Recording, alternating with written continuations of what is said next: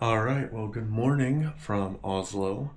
Our rest weekend is over, and we gotta go ahead and hit a train so we can get our bags checked in. Today we are going somewhere very exciting. We are going to Svalbard.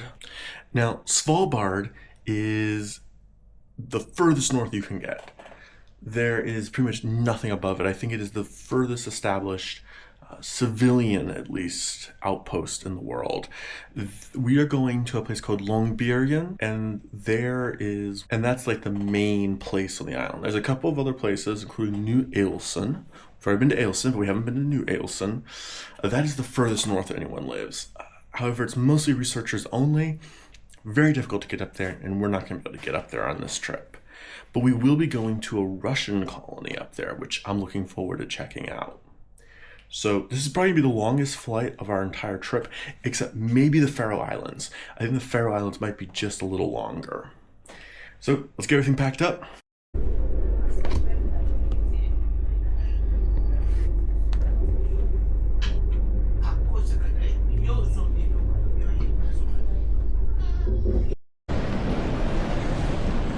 Well, Oslo is pretty busy this morning, not gonna lie.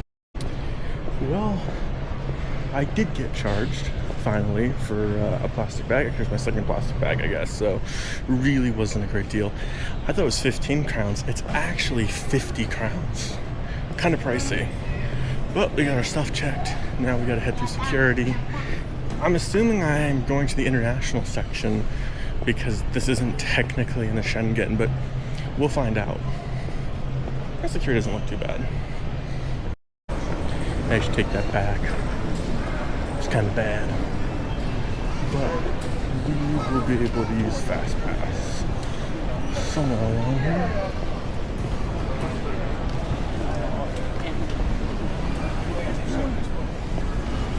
I was correct. It is in the international part of the airport, which is cool. What's weird is it says it's already started boarding. We have 25 minutes until boarding. Let's figure that out here.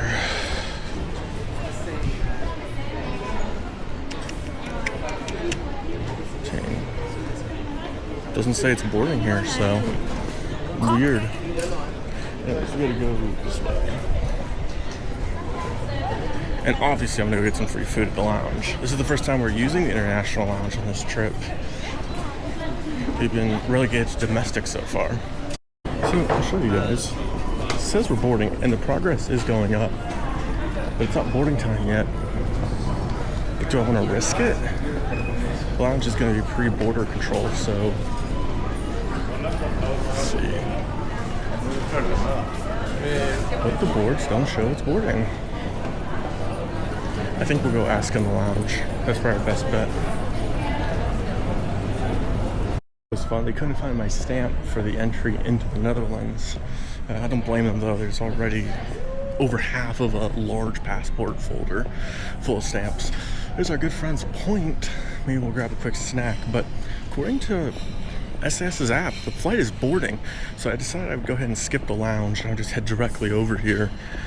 And if I show up and there's no boarding process, I won't be happy about that.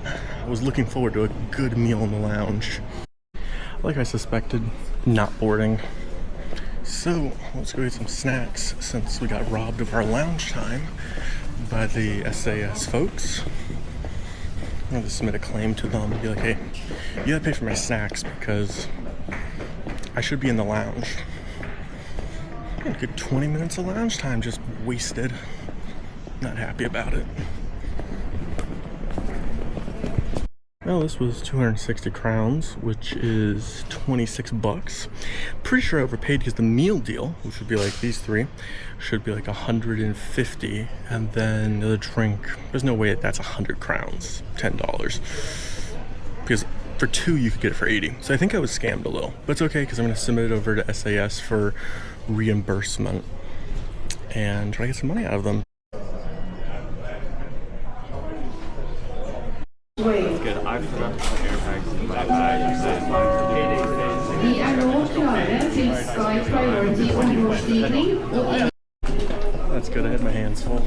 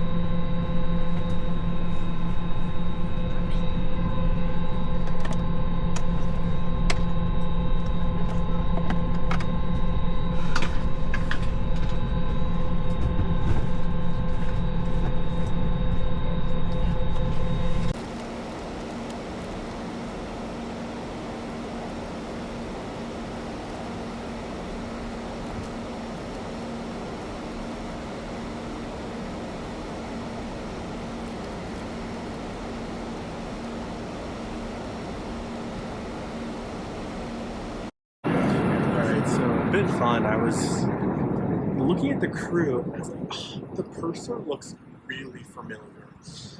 Do I know him? So I went up and asked him. Sure enough, we flew EWR to Oslo back in May and just spent about an hour up there chatting with the crew. Really lovely folks.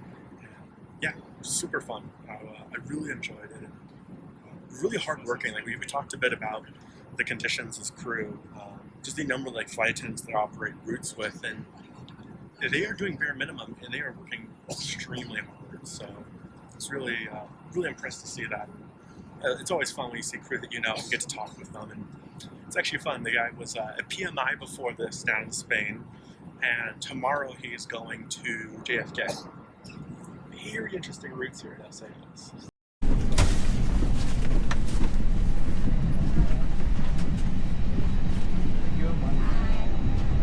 A pleasure. Have fun in JFK. Enjoy. Thank you.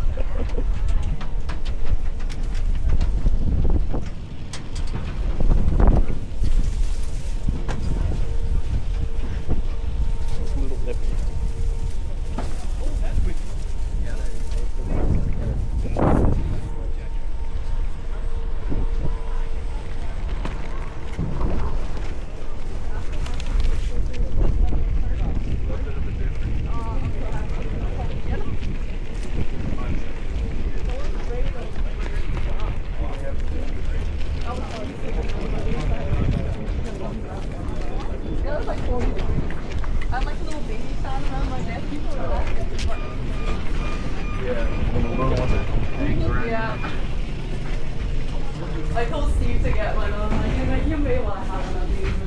Bring it with you or you buy one there with you? I left it in London now. But you. Oh yeah, no, pick it I up brought. in London? Yeah, no, I brought it from home. Yeah. Do you have a window? It wasn't that bad though. Like,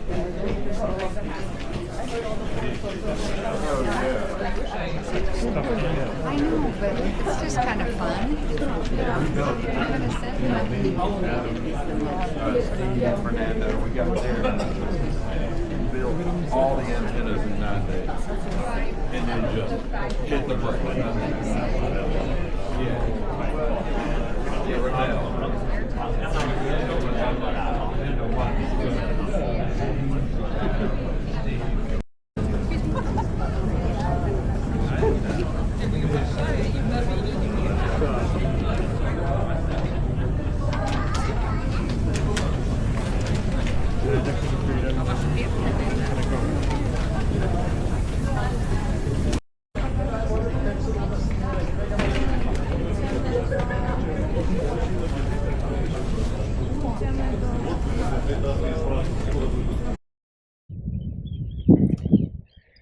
All right, well, we have made it.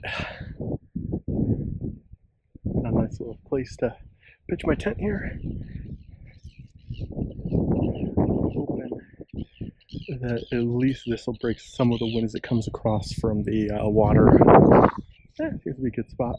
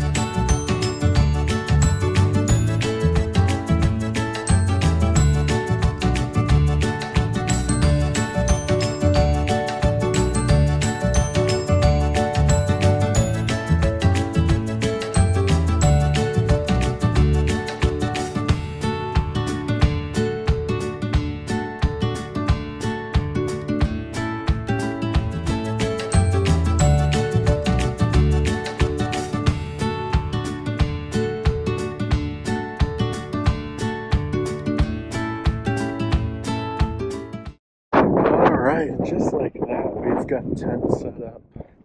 Got a couple additional lines running just because of the wind. I might throw out some more if I need it.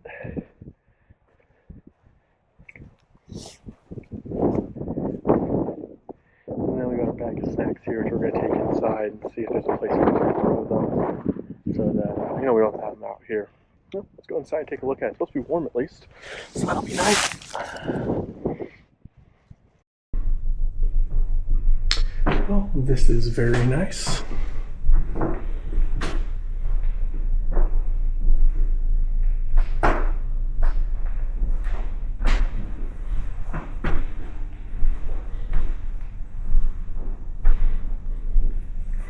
We got a little telescope here to check out the birds and other wildlife. How cool. Right, went ahead and grabbed a nice proper brew and my phone charger. We're gonna go charge up a little, have some tea, eat some snacks, figure out when the next flight's in, and we'll probably take the bus into town, and then we'll get a little get a bike to come back. So the crew on the plane, when they heard that I was going to be camping, loaded me up with some snacks. I actually would prefer to get some more of these. I don't have to buy them in town. I love them. Some nuts, some gummies, some chips, disinfecting wipes, a giant bottle of water, and then earplugs. That was really nice of them. We're getting to the edge of Longyearbyen Airport. A little birchcraft there. It's a nice little airport, you know? Got buses on the switchback up there. We're gonna walk down here a little ways and just see. Now, technically, when you're outside the settlement, you're supposed to have a weapon with you. But you kind of have to get to the settlement first to get a weapon. I'm not positive how I want to handle that. I think the bus that's going to show up, that could take me there, is going to show up at like, I don't know, like 6:45. I don't know if I want to wait that long. I'm pretty tempted just to walk it. It's daylight, there's a lot of activity. It should just be fine, really. I'm not sure what the penalty is. There's a cruise ship in town up here. But yeah, no, it's cool. I was just in the airport asking them when they close. They close at 8 p.m., they said. With like the little lobby area stays open. They have pretty good Wi-Fi and it stays on overnight, which is really important for me because I don't have a job interview at midnight. So I'm gonna need to be able to hike up and go do that. So I'm really glad. Otherwise, I have to be like, hey, can we do a phone call instead of a video? But yeah, pretty cool.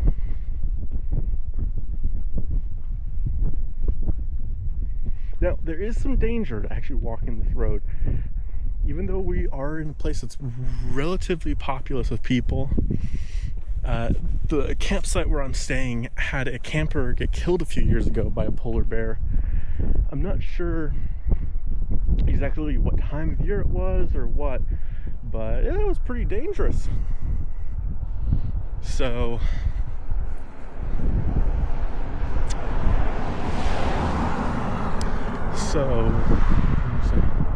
now, because of that, they did install an electric fence, so I should be safe. I'll just also make sure as I come out that I don't see a polar bear. But we'll at least walk down here a little ways and kind of see what there is and decide if we want to take the road or not. Worst case, we'll just get into town around 6:45. My only concern with that is the tourism office might be closed. I can't get a bicycle, which is how I want to get back. And then I also want to get a flare gun so I can legally leave the settlements. But we need to assess the situation. Now, what does every place need to be a true settlement? I'd argue, a motorcycle club. And they have a motorcycle club here. In fact, their logo is a polar bear riding a Harley. That's pretty cool. Looks like it's not open at the moment, but very cool.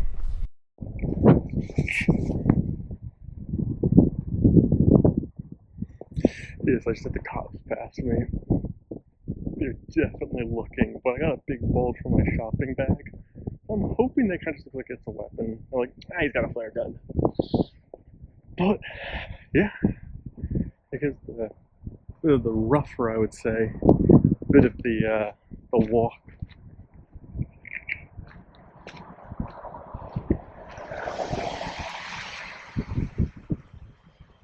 Yeah, there they go. The rougher part of the walk, I'd say, is going to be just this stretch along here before we hit the settlement. But I'm looking along scanning the tree line. It looks solid. I think it's all good. So here's the only problem with doing this walk. I am the only person doing it. Now, granted, there's no flight that's just arrived or anything, so like, it's not really going to be people just walking it. But yeah, I'm like the only person to do this. So, however, technically, I have not seen a do not go without a weapon sign. If I haven't seen one, I think I'm okay to walk. Yeah, I'm putting my own life into my hands. Stupid, but there's tons of cars around, tons of people. I'm not too worried. Got a little Arctic stream over here.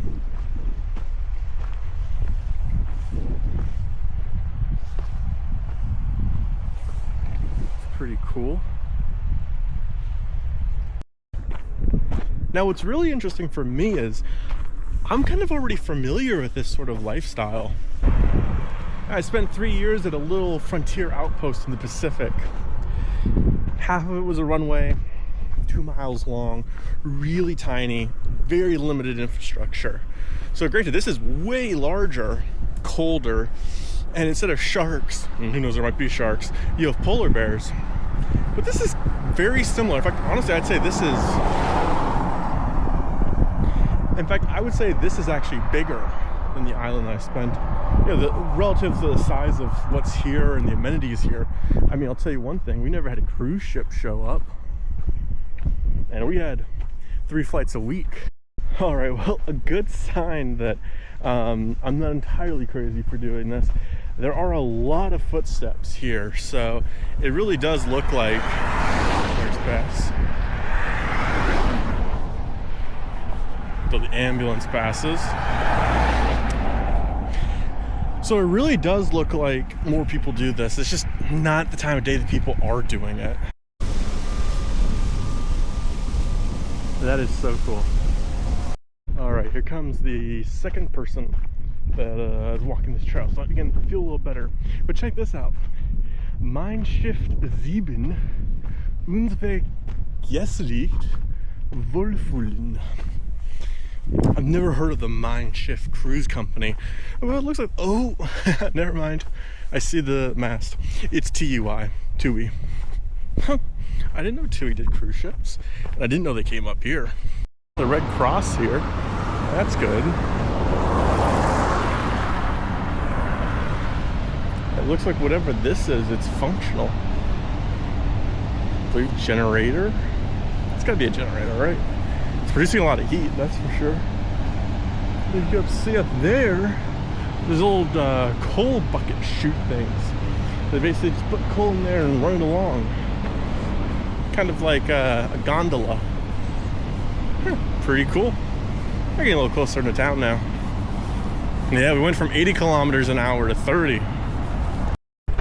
Well, maybe I should buy a Toyota while I'm here. After all, there's a dealer. I'm actually kind of curious about the gas prices. So they don't have tax, obviously, but it's so far north. 15 crowns. So we're not going to go see the Soviet stuff. Just found out that the authorities were supposed to show up today to approve. They didn't. And so both of my things are canceled. Quite sad. But to make up for it, we're going to get ourselves some Thai food.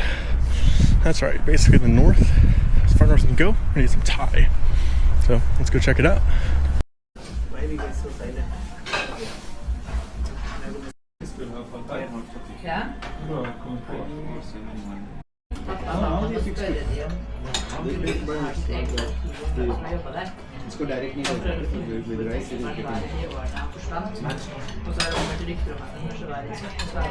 They have a little free library here. How cool.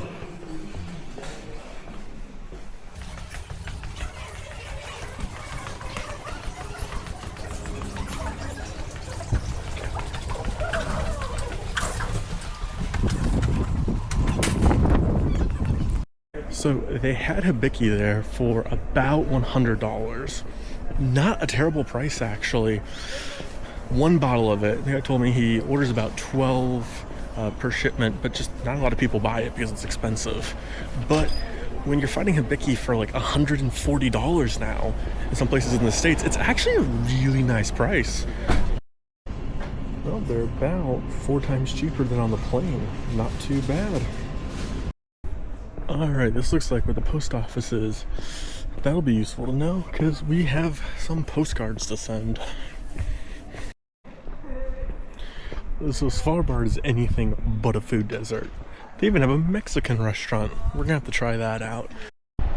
Well, the evening SAS flight is coming in right now. I believe it's supposed to land at 5:25. I guess I'm leaving a little earlier than I expected.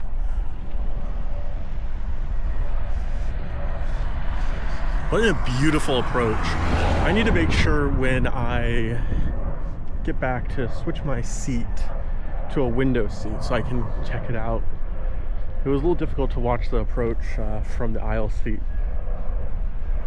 And if I can block the seat next to me while still getting a window, that'd be perfect.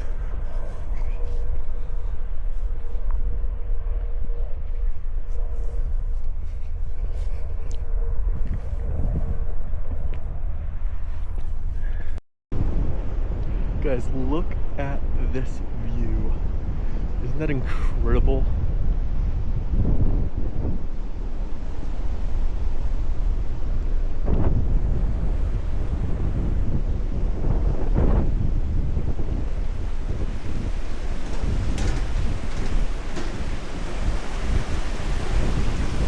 Torrents of melted snow, glacier ice, rushing off into the ocean here.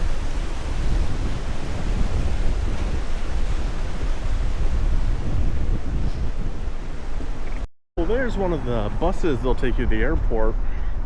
Problem is I don't see the driver, and so I'm not sure if they're about to head to the airport, if they just came from the airport, if they have no plans of going to the airport. If I knew they were going to the airport, it's about $10, but I'd probably just hop on it, save myself the hour walk. But alas. Gas prices here are incredibly cheap. It's 15 crowns.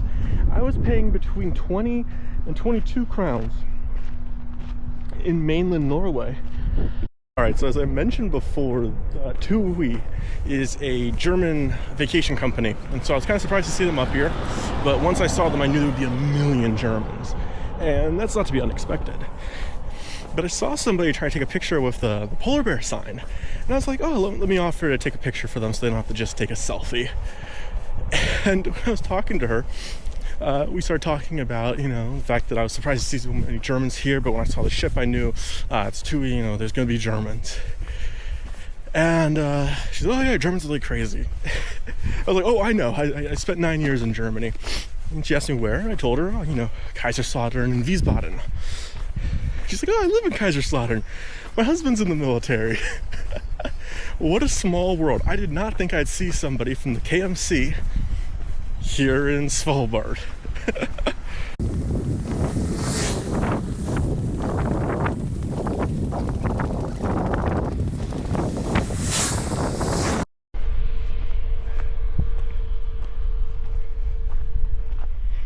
Well, there goes the evening SAS flight.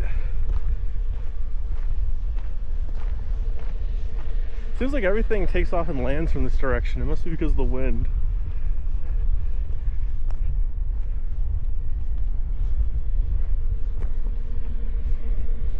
What's interesting is they don't have taxiways So literally the only option they have is these little turnaround points at the ends of the runway.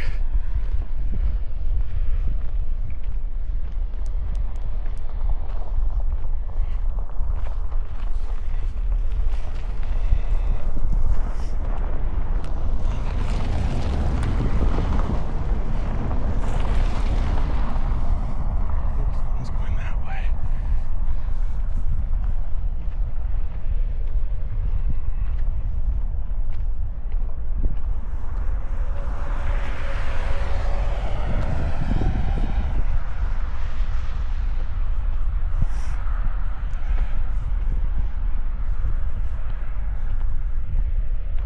Yeah, there you go, taking off.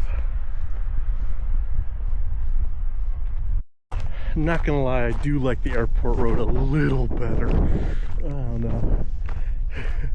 This really wouldn't be that sketch if it wasn't for the fact that, you know, there are these massive monsters hunting you. It's a bit sketch. It really is a bit sketch. I made a determination. The airport road is better. This rock-based road, it's got stones that aren't put into the ground hitting my feet. Far more windy for whatever reason. I don't get it. Yet just not nearly as nice. We'll stick to the airport road from now on, even though there's a climb both ways. What was that? Oh, it's a bird. We just got attacked by a bird. They're apparently close to their nesting.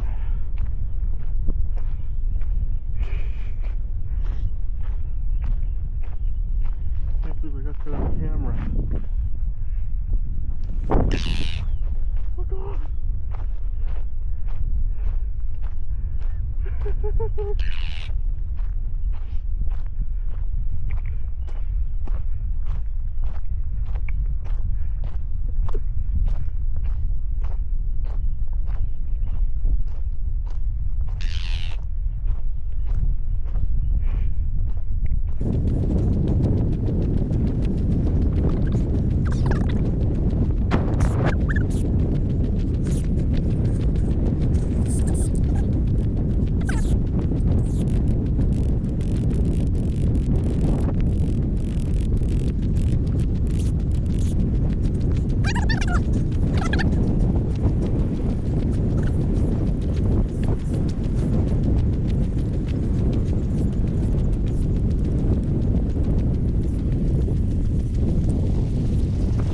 Let's go take a look at our tent and see if our setup fared the day. If there's any adjustments that need to be made. Maybe a little wind coming off of that side now, but nothing crazy. Worst case, I can always go ahead and throw another rope on, but yeah, overall looks pretty solid.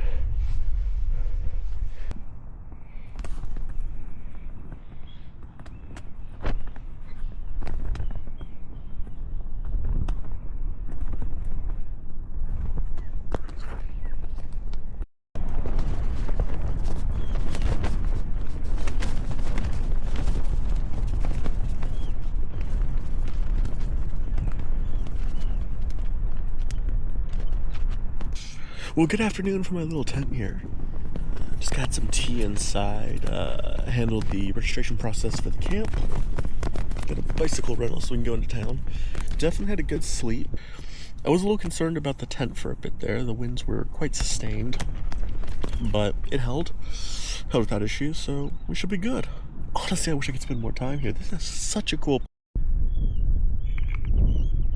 I have 45% battery. Alright.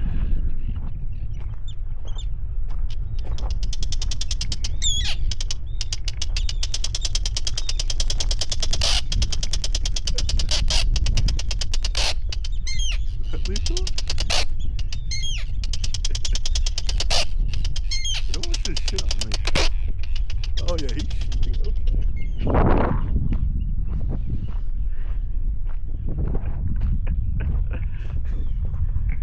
I'm gonna give a jacket.